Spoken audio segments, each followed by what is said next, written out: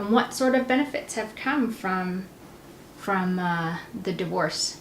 What sort of things do you like about having two different households and two different sets of circumstances? I got stepsisters on one side, Uh-huh. and I got a stepmom on the other side. And what makes that fun? Well, stepsisters, I have somebody actually to play with, but they're not actually my real sisters, but they still are kind of like my real sisters. It's just, I think they're actually more fun than real sisters. Mm-hmm. And what about having a stepmom? Well, it's not all that great, but, it's kind of weird, I would say. Weird. Yeah, it's weird. Well, tell me how so. Because, I don't know, if you get a stepmom at, like,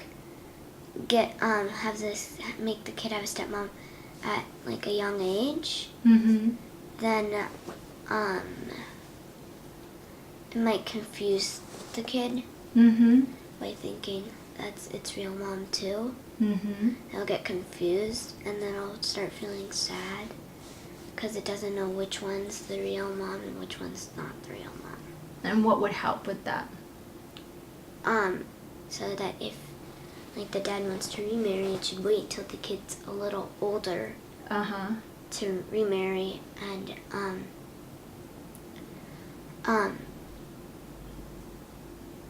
then, like, tell the kid that this is its real mom and this is its stepmom. Mm-hmm. How does that work on the flip side with Papa, with your stepsister's dad? Well, that I would say if you're not married, Mhm. then it's not that confusing because you'll only see it like every Monday or every Tuesday or every Wednesday or every Thursday or every Friday, Saturday or Sunday. Mhm. That you wouldn't get as confused as with a stepmom So do you find that it's easier when you're not married. since Papa and I are not married? Do you feel that that's easier? Yeah. And how is that easier in a broader spectrum? Like as far as, because we both all have our own houses and stuff. We do things a little different in our blended family, right? You and I still have our own house, and Papa and the girls still have their own house. Does that make it easier to have? Yes. Yeah? How is that easier for you? What are the benefits from that? Kind of doing things a little bit more differently. Yeah. What are the benefits?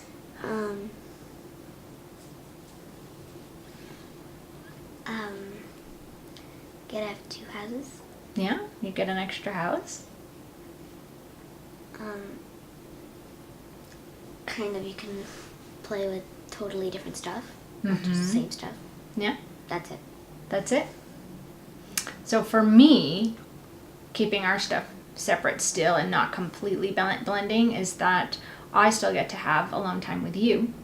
So some of the benefits for me for keeping our lives a little more distinct is that I still get my time with you, and we still get time all together, and Papa can come and spend time at our house just so we have our own alone time, and then I can go and spend alone time with him and the girls, and we all get to rotate through in our own time and in our own way without always feeling that we're always having to be together. I guess there's more of a choice of coming together and separating. And does that kind of situation, does that flow better for you, or would you prefer us all to be together all the time? Well, I would miss my alone times, Mm-hmm. but also be really fun to live with somebody other than just like two people. Mm-hmm.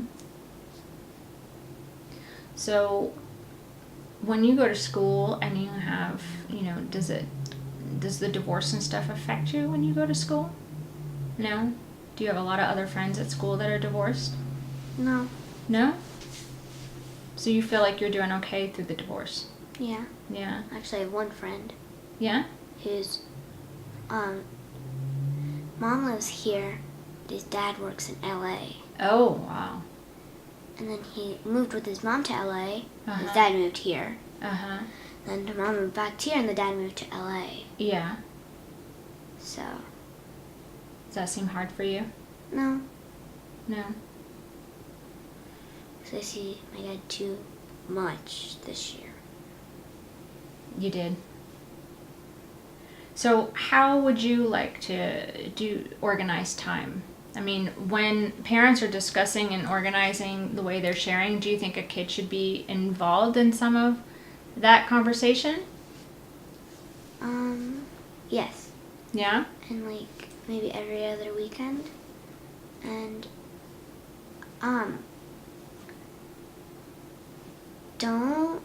I would say don't have them one of the extra days during the week Tuesdays, Mm-hmm. because it's hard, because like if the child really wants to be with its mom and it just had a long weekend with its dad, and it only has one day and like it has to go someplace like in the afternoon after school, Mm-hmm. then it only gets to see its mom for like an hour, and then 2 hours before bedtime. Then I think don't do it on Tuesdays, because that might affect the child that way. It might affect the child. So what I'm hearing you say is that if you're having a long weekend with your other parent, that to plan the extra day of the week on a day other than a Monday or a Tuesday. Yeah. What do you think? Is that what I'm hearing you say? Yes. Yeah?